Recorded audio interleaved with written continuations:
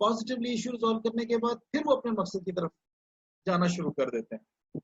اب جبکہ دوسری طرف جو نیگیٹو مائنڈیڈ ہوتے ہیں ان کی ٹرین، ان کی ازدواجی زندگی اس پیسنجر ٹرین کی طرح ہوتی ہے.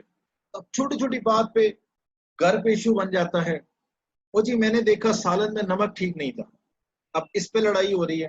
اب میاں بیوی میں، بہن بھائیوں میں اس بات پہ جھگڑا چل رہا ہوتا ہے. بھائی صاحب کو غصہ آیا ہوتا ہے، خامن صاحب کو غصہ آیا ہوتا ہے جی اس میں نمک کم ہے.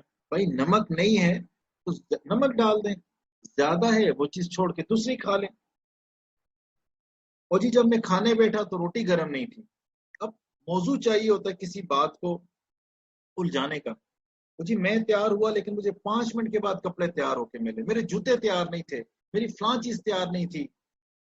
اب انسان ہے، اس کی طبیعت میں بعض دفعہ تیار کرنے، گھر میں بہنیں ہیں یا بیوی ہے، کچھ تھوڑا سا ان کی بھی طبیعت میں کوئی ایشو آ سکتا ہے، تھوڑا ڈیلے ہو گیا تو بس ان پہ برسنا شروع کر دیا. یہ اس پیسنجر ٹرین کی طرح ہے کہ جو چھوٹا سا ایشو آیا اسی پہ اٹک گئی زندگی کی گاڑی. پھر کچھ دن کے بعد حالات ٹھیک ہوئے، پھر اٹک گئی زندگی. اب تھوڑا سا اگر اس کو پازیٹیو دیکھا جائے، تھوڑا سا تحمل سے معاملہ حل کیا جائے تو بعض دفعہ بڑے بڑے معاملات بڑے آسانی سے حل ہو جاتے ہیں.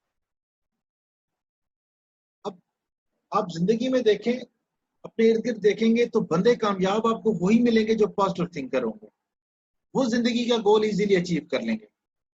دنیا میں وہی لوگ کامیاب ہوتے ہیں جن کی سوچ کا انداز مثبت ہو، چاہے وہ کافر ہے یا مسلمان. دیکھیں یہاں پہ ایک ڈفرنس کر لیں. اگر تو کافر بھی پازیٹیو تھنکر ہے تو دنیاوی اعتبار سے وہ بہت فائدہ اٹھاتا ہے. اگر مسلم ہے تو اس کو ڈبل فائدہ، یہاں پہ بھی اس کو فائدہ، یہ دنیا بھی اس کی اچھی گزر جاتی ہے اور اگلا جہاں بھی اس کے لیے اچھا ہو جاتا ہے. اب ایک مثال دیکھتے ہیں. نیوٹن جس نے لاز آف موشن ڈیولپ کیے تھے، وہ بڑا خوش ہوا جب اس کی محنت کارگر ثابت ہوئی. اس نے لاز آف موشن جب دریافت کر لیے تو تھوڑا ریلیکس ہوا. تو وہ واش روم میں تھوڑی دیر کے لیے گیا، اس کو ضرورت تھی. تو اس نے گھر میں ایک کتا پالا ہوا تھا. اب وہ کتا تھوڑی دیر کے بعد اس کے کمرے میں آیا، ابھی نیوٹن واش روم میں ہی تھا.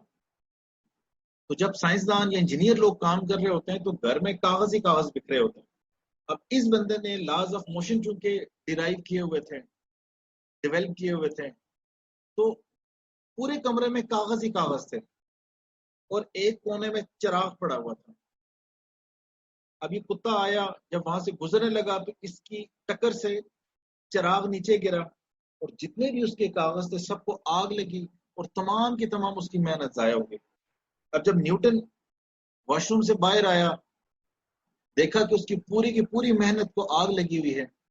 ایک دم اس کو شاک پہنچا، لیکن تھوڑی دیر بعد ریلیکس ہونے کے بعد اس نے صرف اتنا جملہ کہا کہ تم نے میری ساری محنت ضائع کر دی. لیکن وہ گھبرایا نہیں اور خاموشی کے ساتھ دوبارہ سے جو کچھ اس کے مائنڈ میں تھا ری ڈیولپ کرنا شروع کر دیا. اور ود ان اے ایئر وہ دوبارہ لاز آف موشن کو دوبارہ اس نے تیار کر لیا.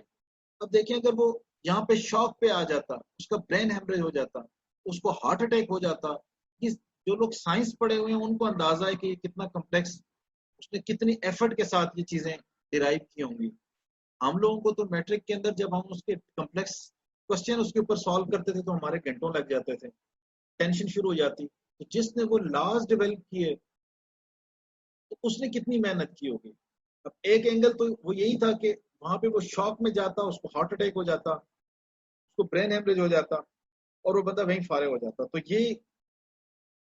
یہ لاز آف موشن آج پوری دنیا تک نہ پہنچتے. لیکن اس نے دوسرا اینگل دیکھا، صرف ایک جملہ کہا کہ تم نے میرا کام بڑھا دیا، میری محنت ضائع کر دی. دوبارہ پازیٹیو تھنکنگ کرتے ہوئے اپنے آپ کو ریلیکس کیا کہ ٹھیک ہے ایک ایشو آ گیا تو اب اس کا حل نکالنا ہے، اور دوبارہ اس نے محنت کی اور بالآخر اس نے اپنے کام کو دوبارہ سے بنا دیا. آج شاید ہم یہ اپنا ٹاپک کمپلیٹ نہ کر سکیں، تو ایک اور ایگزامپل بیان کر کے پھر یہیں روک کے پھر دعا کر لیتے ہیں تاکہ ہم 7 بجے سے آگے نہ جائیں. ہم کوشش کریں گے کہ ٹائم 6 سے 7 رکھیں. پھر کسی وقت آخر میں ضرورت پڑی تو کوئی ایکسٹرا کلاس سے تھوڑا سا ٹائم رکھیں گے، ہوپ فلی انشاءاللہ کور ہو جائے گا. اب اٹلی کا ایک سائنسدان تھا، اب وہ چاہتا تھا کہ کپڑے سینے کی مشین بنائے. اب وہ دیکھتا تھا کہ عورتیں سوئی کے ساتھ کپڑے سی رہی ہوتی تھی. اب وہ چاہ رہا تھا کچھ آٹومیٹڈ سسٹم ہو, کوئی آٹومیشن ہو اس شعبے کے اندر کہ بار بار ہاتھ کو نہ چلانا پڑے اور مشین سے کپڑے سیے جا سکیں. اب اس نے خودکار مشین بنا تو دی, لیکن اس میں ایک چیلنج آ رہا تھا, ایک پرابلم آ رہا تھا جس نے اس کے سارے آئیڈیاز کو فلاپ کر دیا. اب ریزن یہ تھی کہ سوئی کے اوپر سے جب وہ دھاگا ڈالتا, مشین چلاتا, تھوڑی دیر کے بعد وہ نیڈل ٹوٹ جاتی, وہ دھاگا نکل جاتا. اب بڑی اس نے کوشش کی, مسئلہ حل نہیں ہو رہا, لیکن اس نے گیو اپ نہیں کیا, اس نے ہار نہیں مانی, ہمت نہیں آ رہی. پھر اس نے تھوڑی دیر کے بعد سوچ کا انداز تبدیل کیا اور پھر یہ آئیڈیا نکالا کہ میں اس نیڈل کے اوپر اگر دھاگا ڈال رہا ہوں تو نیچے سوراخ کر کے ڈال دوں. جیسے ہی اس نے سوئی کے نیچے سوراخ کیا, نیڈل کے نیچے نچلے حصے پہ سوراخ کیا,